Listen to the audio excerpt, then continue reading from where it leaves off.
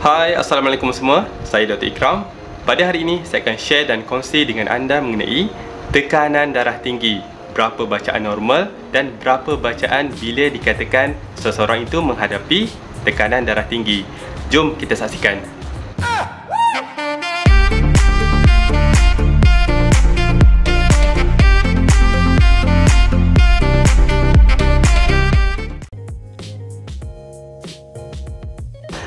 Jadi sebenarnya, berapakah bacaan tekanan darah yang normal ataupun bila kita kategorikan pesakit ini berada di dalam tekanan darah tinggi? Sebelum pada itu, saya nak ceritakan sedikit mengenai tekanan darah. Tekanan darah ada dua bacaan. Contohnya 140, bawah itu 80. Di atas itu kita namakan sebagai systolic blood pressure, di mana pada masa ini tekanan darah apabila darah itu keluar, mengepam darah keluar daripada jantung. Dan di bawah ini kita namakan sebagai diastolic blood pressure, di mana darah masuk ke dalam jantung semasa jantung itu berehat.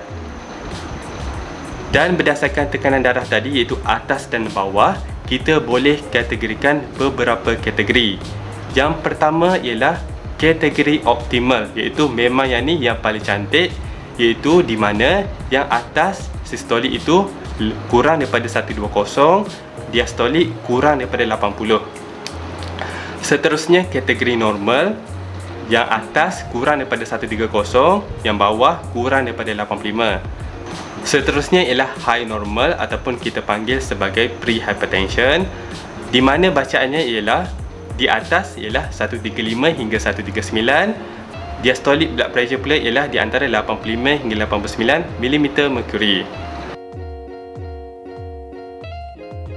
Sekiranya bacaan tekanan darah lebih daripada 140, lebih pada 90, kita akan masuk kategori seterusnya, iaitu hypertension. Sebenarnya classification Malaysia agak sedikit berbeza dengan American Heart Association. Malaysia masih lagi mengamalkan lebih daripada 140, lebih daripada 90 barulah dikatakan darah tinggi. Jadi untuk darah tinggi ini kita kategorikan sebagai beberapa tahap. Tahap pertama dan tahap kedua. Contohnya tahap pertama itu kita kategorikan di antara 140 hingga 160. Anda boleh lihat jadual di sebelah. Dan tekanan darah untuk yang peringkat kedua di antara 160 hingga 180.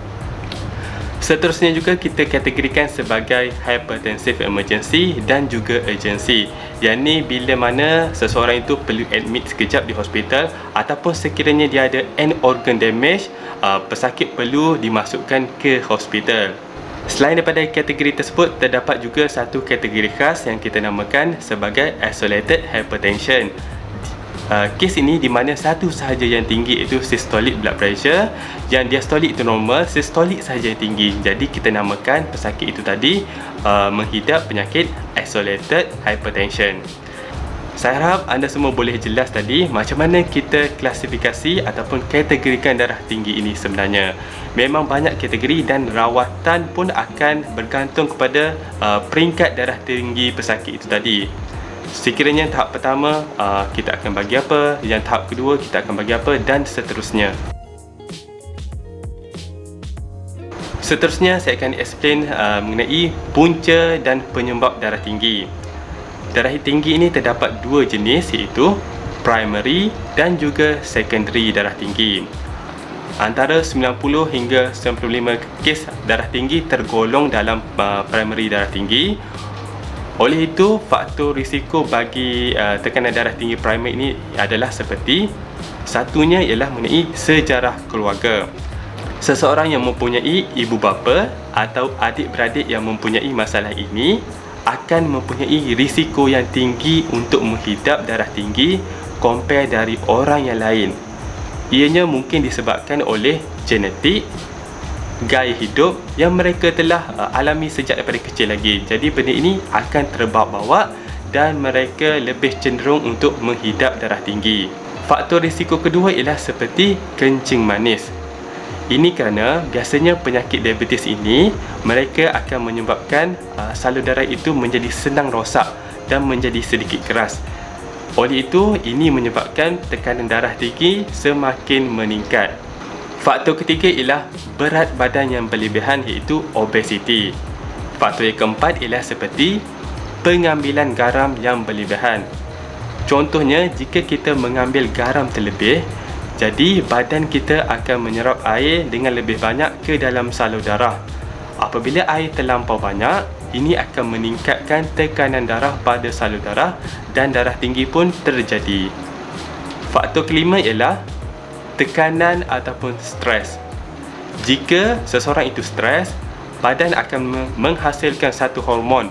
Hormon ini akan menyebabkan jantung kita berdegup lebih laju dan saluran darah akan mengecut. Kedua-dua tindak balas ini akan menyebabkan tekanan darah akan meningkat. Faktor seterusnya ialah seperti gaya hidup yang tidak aktif, umur melebihi 35 tahun dan juga merokok.